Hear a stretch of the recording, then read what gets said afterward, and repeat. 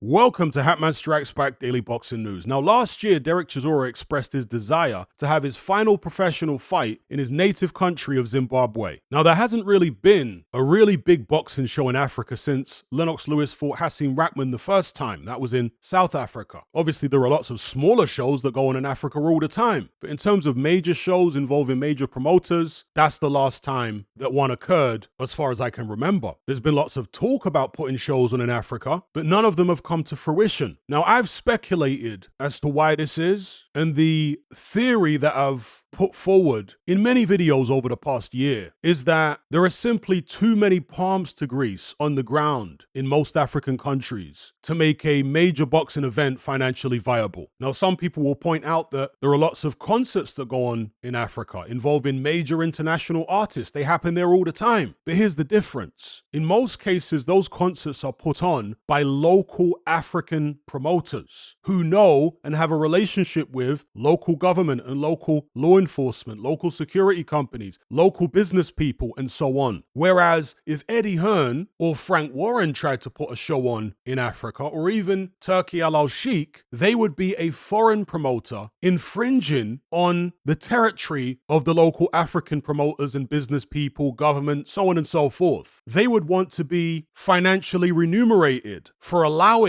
foreign promoters to do business on their territory. That's what I think is going on. Now, in a recent live stream, there was an African guy who was very offended when I expressed this opinion. Bear in mind, I'm Caribbean, right? I forget which African country he was from, but he was very offended and he made out as though I don't know what I'm talking about. Well, Derek Chisora just did this interview here. Bear in mind, Derek Chisora was born and raised in Zimbabwe, in Southern Africa. And he, in this interview, literally confirms everything I said in my theory and my hypothesis. That the reason it's difficult for him to put on his final fight in Zimbabwe, and he seems to have kind of abandoned the idea now, or he's at least very skeptical about it happening, is because there are too many palms to grease. You see, Frank Warren, who's Chisora's promoter at the moment, is running a business. If he were to put a Chisora fight on in Zimbabwe, he's going to have to pay Chisora's purse, and Chisora presumably won't want to take less than he would take in the UK. He's going to have to pay for a venue, he's going to have to pay for various licenses, and so on and so forth. You would think, given the fact that Zimbabwe is a developing nation, that those things would be cheaper there than they would be in the UK, and therefore putting the show on would be cheaper. But you'd be surprised,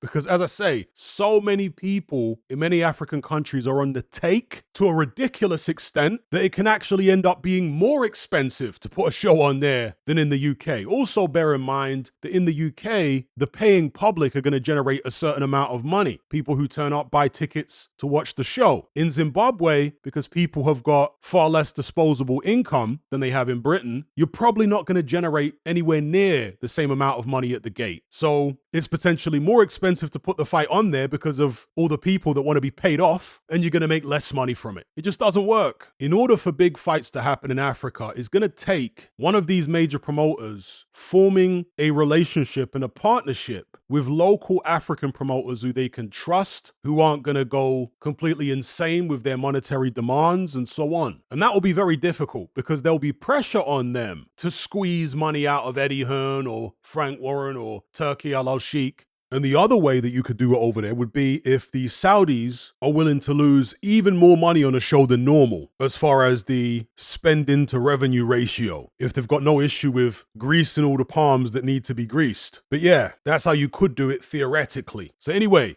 just wanted to direct you guys towards this interview because Derek Chisora has confirmed what I suspected all along. And I have to imagine he's made inquiries about putting his final fight on in Zimbabwe. Hence, at first, he seemed really positive about it happening, and now he seems very pessimistic. It is what it is. Drop your comments below. Don't forget to like this video, share it, and subscribe if you haven't done so already. I'll catch you on the next one. I'm out. Are you surrounded by mindless bots in human form who adhere to the norm and blindly conform? Who swallow all the mainstream BS and actually ridicule you for questioning things? Do you wish you had more free-thinking individuals in your life to network and converse with? Well, look no further. We're right here. Come and join the Brotherhood of Reason on Patreon. You'll gain access to my weekly topical content where we take deep dives on an endless variety of subjects, as well as my vast back catalogue of podcasts, videos, interviews, movie decodings, and my Confessions of a Nightclub Bouncer series. You'll also get to talk and network with myself and hundreds of other people in our members chat. You can enjoy all this via the Patreon app or on desktop and download all my podcasts in high quality MP3. There's no contract, no commitment. You can cancel at any time, just like Netflix, but it's a hell of a lot cheaper. Just download the app from the Play Store or the App Store, or simply visit patreon.com on a web browser. Then head on over to my page and select the tier called the Brotherhood of Reason. All the links are in the description box below. And just a quick money-saving tip for Apple users. If you purchase your Patreon subscription on the desktop site or on Android, then you'll avoid the ridiculous 30% fee that Apple charges for purchases made on the iOS app. So if you're on iPhone or iPad, save yourself some money by buying your subscription on the actual Patreon website or on Android, because it's a lot cheaper. Once you've made that initial purchase, you can then use the Patreon app on your iPhone or iPad thereafter to access and enjoy your content as normal.